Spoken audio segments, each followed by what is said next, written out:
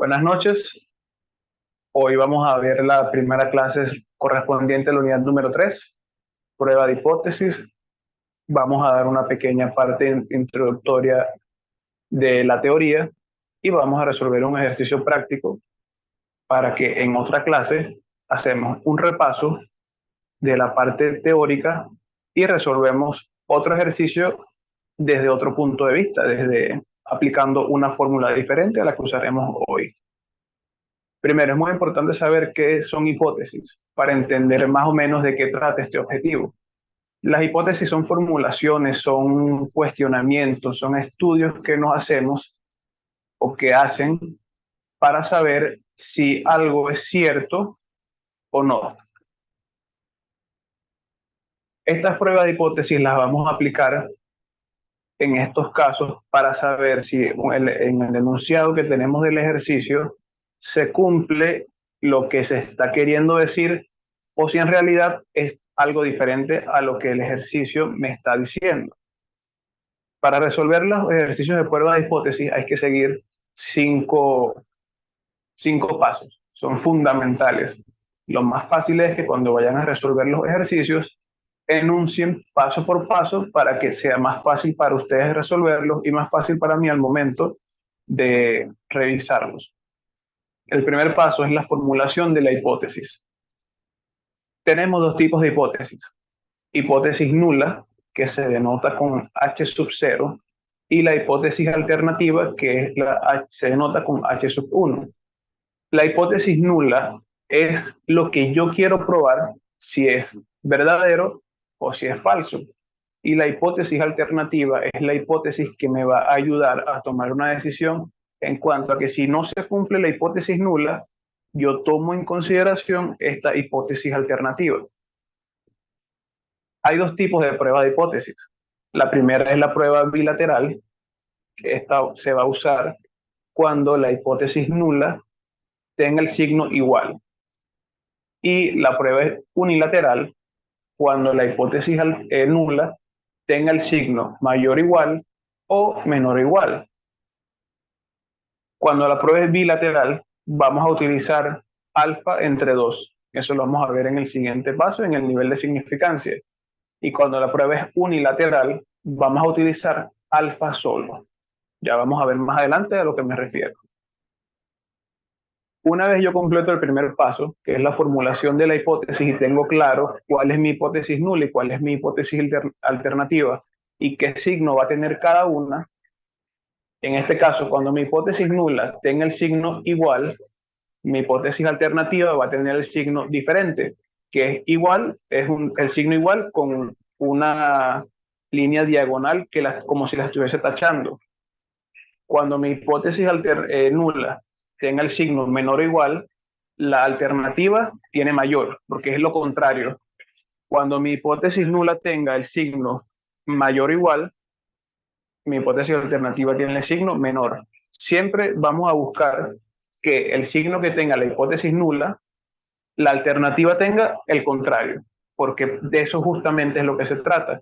Si no se cumple una, se cumple la otra. Si no es igual, es diferente. Si no es mayor o igual, es menor, es menor. Si no es menor o igual, es mayor. ¿Hasta ahora tienen alguna duda al respecto? Esto es lo que nos enmarca la primera parte de los ejercicios, la formulación de la hipótesis.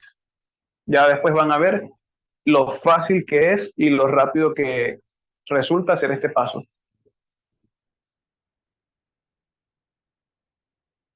Luego pasamos al segundo paso, nivel de significancia.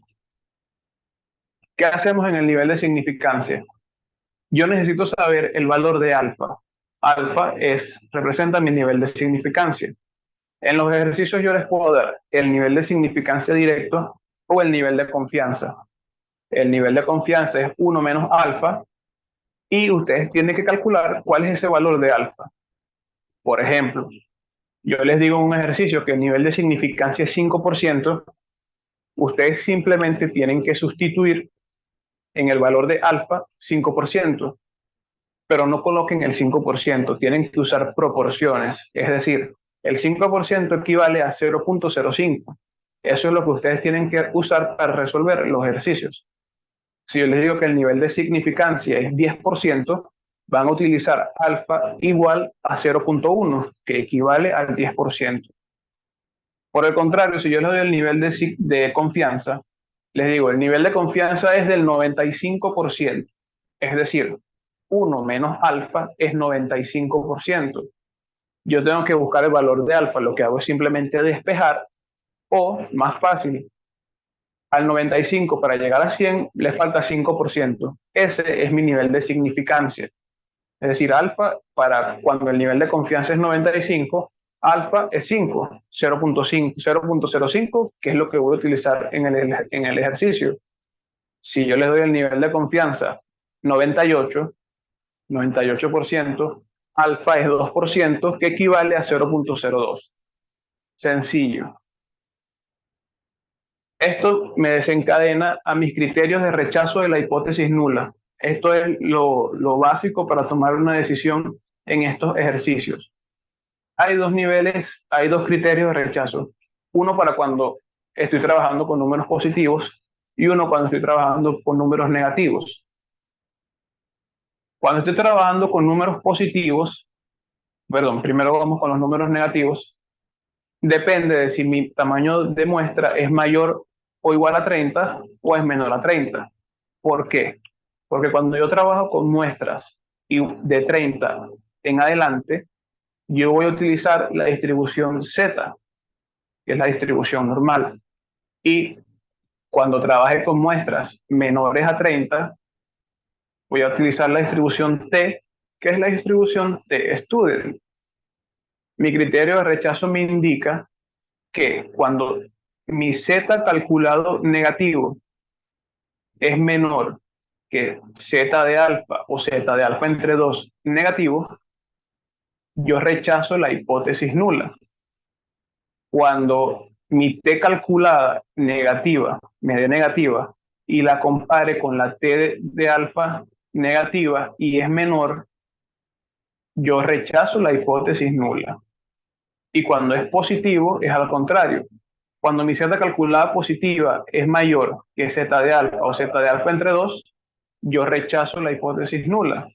Y cuando mi T calculada es mayor que mi T de alfa, yo rechazo la hipótesis nula. Ya vamos a ver a qué nos referimos. Con un ejercicio esto se ve facilito. Esto lo complicado es ver la teoría sin estar viendo la práctica, porque yo sé que es así. Luego vamos al paso número 3, que es la fórmula. Tenemos tres fórmulas para trabajar con estos ejercicios. Primero, Z calculado es igual a el promedio de la muestra, que es X barra, menos la media de la población, que está representado por mu sub 0, entre la desviación estándar de la población entre la raíz del tamaño de la muestra. Esta fórmula la vamos a utilizar cuando se conoce la desviación de la población, que por eso utilizamos sigma, y nuestro tamaño de muestra es mayor o igual a 30. Utilizamos la segunda fórmula, que es Z calculado es igual a la media de la muestra, que es X barra, menos mu sub 0, la media de la población, entre la desviación de la muestra, representado por S. Esta es la diferencia entre la primera y la segunda fórmula, que cuando conozco la desviación de la población, uso la primera. Cuando conozco la desviación de la muestra, uso la segunda. Entre la raíz del tamaño de la muestra.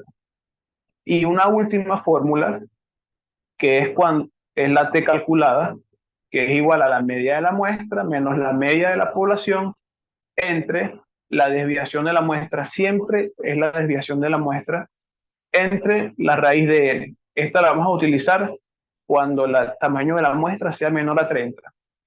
El criterio aquí es el siguiente. Como les dije, Z, la muestra es mayor o igual a 30. T, cuando la muestra es menor a 30. Y la diferencia entre las dos primeras fórmulas es, si sé la desviación de la población, uso la primera, y si sé la desviación de la muestra, uso la segunda. Entonces, bastante sencillo. Ahora, ¿qué es lo realmente complejo? Después viene el paso 4, que son los cálculos, que es aplicar la fórmula que tenemos en el paso 3. Y la última, la decisión o conclusión, que es dar un pequeño resumen del ejercicio en base a los resultados obtenidos. Que también es un poco complicado de esta unidad, utilizar la tabla de distribución normal y la tabla de distribución T-Student. ¿Cómo se usan estas tablas? Estas tablas nos sirven para el segundo paso. Por ejemplo, vámonos de una vez al ejercicio para explicar con el ejercicio cómo utilizar esas tablas. El ejercicio me dice, el fabricante asegura una vida útil de 40.000 horas con un desvío de 3.500 horas. Se tomó una muestra de 49 piezas y el valor medio muestral o el promedio muestral fue de 38.000 horas, con un nivel de confianza del 95%. Se desea conocer si la duración es diferente de lo que comunica el fabricante. Primer paso, formulación de la hipótesis. En este caso, tenemos que saber cuál es la hipótesis nula. La hipótesis nula es lo que me diga la otra persona, lo que aseguran que es así. En este caso, que la vida útil es de 40.000. Como dicen es de 40.000, vamos a utilizar igual, porque me pueden decir el fabricante asegura una vida útil mayor a 40.000. Entonces utilizamos mayor igual, o menor a 40.000 y utilizamos menor igual. Como en este caso me dicen es de 40.000, utilizamos que h sub 0, hipótesis nula, es igual a 40.000. La hipótesis alternativa es el contrario, es diferente a 40.000. Un poco más grande, así. Eso es todo el primer paso, eso es toda la formulación de la hipótesis, tener clara cuál es la hipótesis nula, cuál es la hipótesis alternativa y colocar los signos que correspondan. Solo eso. Terminamos el primer paso, vamos al segundo, nivel de significancia. Me dicen que el nivel de confianza es del 95%, es decir, 1 menos alfa es 95%, que equivale a 0.95. Como yo necesito saber el valor de alfa, yo resto 1 menos 0.95, me da 0.5, 0.05. Aquí me falta un 0. Aquí me falta un 0. 0.05. Es decir, el 5%. La prueba es bilateral porque mi hipótesis nula tiene el signo igual. Entonces voy a usar Z o T. ¿Cómo sé esto? El tamaño de la muestra. Me dice que se tomó una muestra de 49 piezas. Como es mayor o igual a 30, uso Z. Z de alfa entre 2 porque es bilateral, es igual. Y aquí sustituyo en alfa 0.05 entre 2. Esto me da 0.025. ¿Qué hago con este 0.025? Lo voy a buscar en mi tabla de distribución normal o la tabla de distribución Z. ¿Cómo lo busco? Yo me vengo directamente a la tabla, que es la que tenemos en la izquierda. La tabla de distribución T-Student la vemos con el siguiente ejercicio en la próxima clase. Me acerco.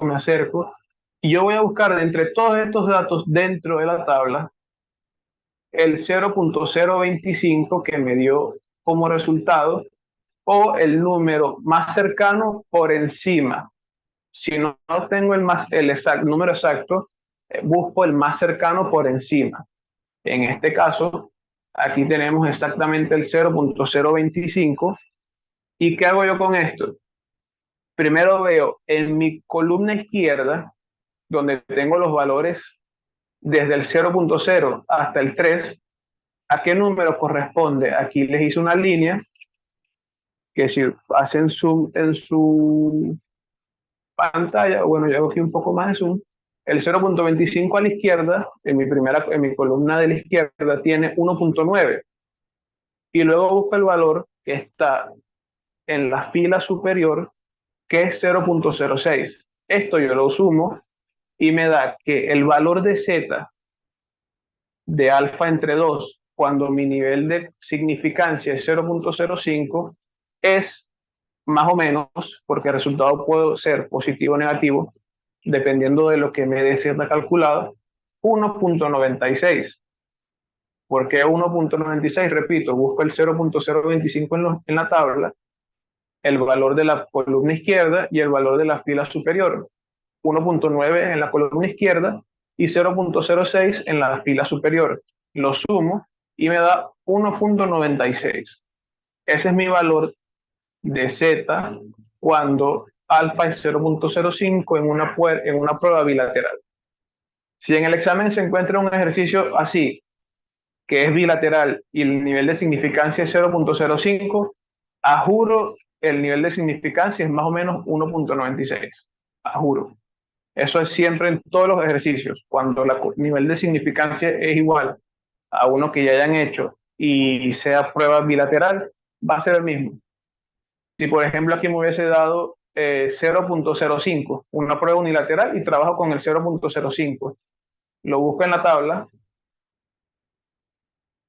el 0.05 no está, tengo el 0.0505 y 0.0495. Yo tomo estos dos números, o tomo el mayor o tomo estos dos números que serían 1.6 en la columna izquierda y 0.04 y 0.05 en la fila superior y lo sumo. Aquí hago un promedio, aquí puedo trabajar con el 0.05, no importa porque es el más cercano, en este caso por debajo, y el valor de Z cuando alfa es 0.05 y es una prueba unilateral es 1.65 o 1.645, es indiferente. Una vez conocemos nuestro nivel de significancia, pasamos al paso número 3, que se llama fórmula. ¿Qué vamos a hacer? Simplemente colocar las fórmulas que vamos a utilizar. De las tres fórmulas disponibles, ¿cuál vamos a usar? Primero, como la muestra es mayor o igual a 30, voy a utilizar una de las dos que son de Z. Y ahora entre las dos, ¿cuál voy a usar? El ejercicio nunca me habla de una desviación de la muestra o de la población.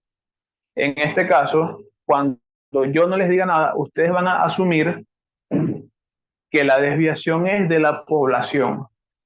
Cuando yo no les diga que la desviación es muestral o poblacional, ustedes asumen que la desviación es poblacional.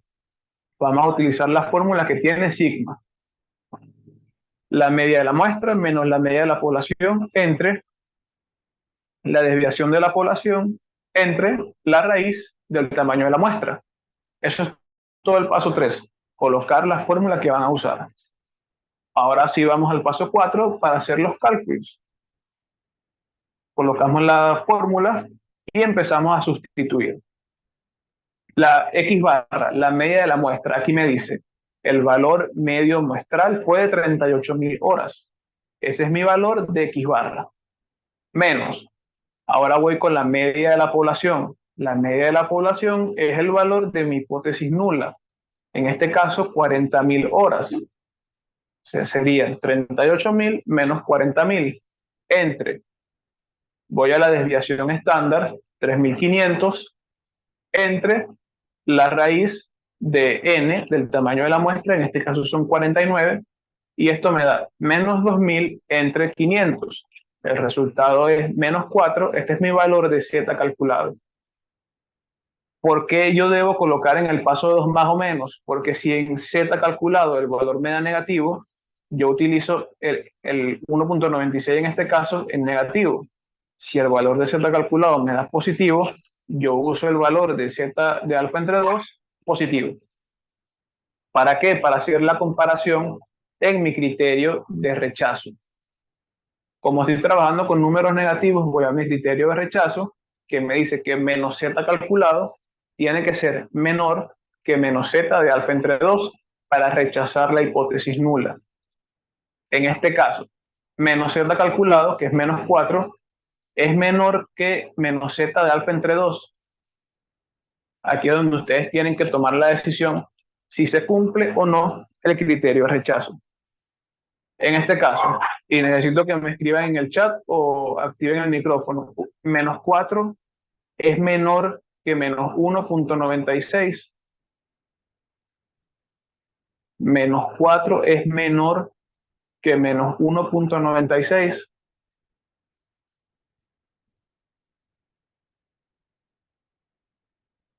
Sí, correcto. -4 es menor porque los números negativos, mientras más cercanos al cero, son mayores. Entonces, en este caso, se está cumpliendo el criterio de rechazo. Y paso al paso número 5, que es la decisión o la conclusión. La conclusión es muy sencilla. Pueden tomar una base, esta como base para realizar las suyas. Como -4 es menor que -1,96, ustedes lo adaptan al ejercicio que estén haciendo. Se cumple el criterio de rechazo. Por lo tanto, se rechaza la hipótesis nula. Si yo desecho la hipótesis nula, quiere decir que la alternativa, que la hipótesis alterna, se acepta. Es decir, se entiende que la vida útil promedio es diferente a 40.000 horas. ¿Por qué diferente? Por este signo. No es igual, entonces el signo de la alternativa, diferente. Y eso es todo. Se termina el ejercicio. Como ven, no es complicado, pero sí tienen que tener en cuenta los detalles de si la prueba es unilateral o bilateral, cuál es la hipótesis nula, qué signo debe llevar la hipótesis nula y por consecuente la hipótesis alternativa, cómo usar bien la tabla de distribución normal, cómo usar la tabla de distribución t-student, cuál fórmula debemos usar dependiendo de los datos que tiene el enunciado. Se realizan los cálculos. Tengan mucho cuidado, por favor, al momento de realizar los cálculos. Si la fórmula da negativo, no importa, da negativo. Siempre tienen que tener en cuenta cuál es la media de la muestra, cuál es la media de la población, cuál es la desviación, bien sea de la población o de la muestra, y calcular bien la raíz del número del tamaño de la muestra. Primero resuelven lo que tienen en el numerador, resuelven lo que tienen en el denominador y le queda una fracción que hacen la división y les va a dar el resultado de z calculado o de t calculado. Hacen la comparación, recuerden que si es negativo, vienen aquí en el criterio y ven cuando es negativo y cuando trabajan con z. Si fuera positivo, vienen al criterio cuando z es positivo, cuál es el criterio de rechazo, igual con t, sencillo. Y en base a eso, obtienen o dan una conclusión o una decisión. La decisión es estándar, yo les voy a decir, eh, más o menos hasta aquí, estándar.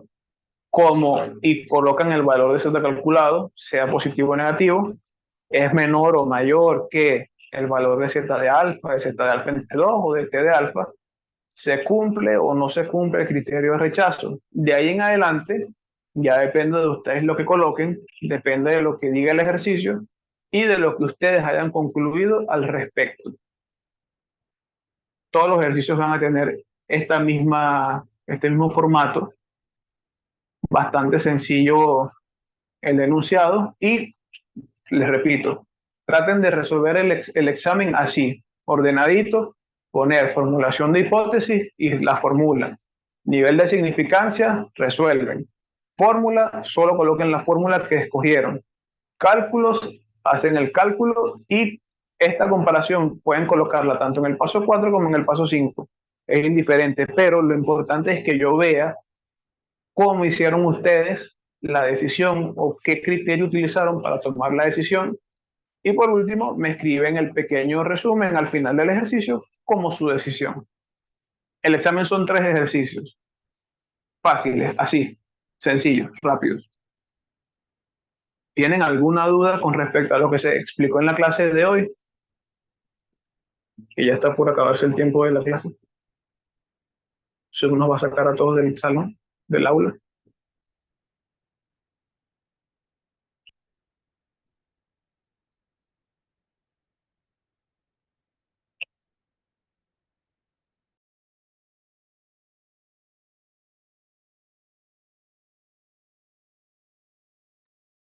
Bueno, como no quedaron dudas al respecto, entonces vamos a terminar la clase aquí. Como le dije, es una clase rápida, es bastante sencillo. La clase va a quedar grabada, la voy a montar en el aula Ensaya. También tienen un video que realicé ya hace un tiempo, donde explico igualmente la teoría y explico varios ejercicios.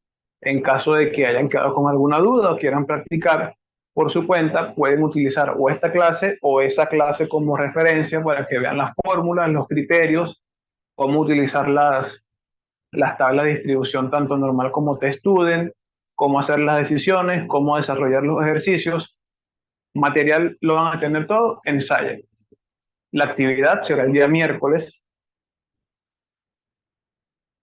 Cuando tenga la hora establecida, se las hago llegar, la coloco en Saya y se las paso por el grupo de WhatsApp para que planifiquen su tiempo. Como les dije, son 3 ejercicios y corresponden al 10% de la segunda unidad. Gracias por haber asistido. Cualquier duda también podemos vernos me escriben por WhatsApp. Y allá aclaramos cualquier cosa que necesiten. Si hacen un ejercicio y necesitan ayuda, me avisan. Con todo el gusto los ayudo. De nuevo, gracias por asistir. Que pasen feliz noche. Nos vemos en la siguiente clase. Cuando tenga la fecha de la siguiente clase y la hora, también se las hago llegar y lo coloco en ensayo.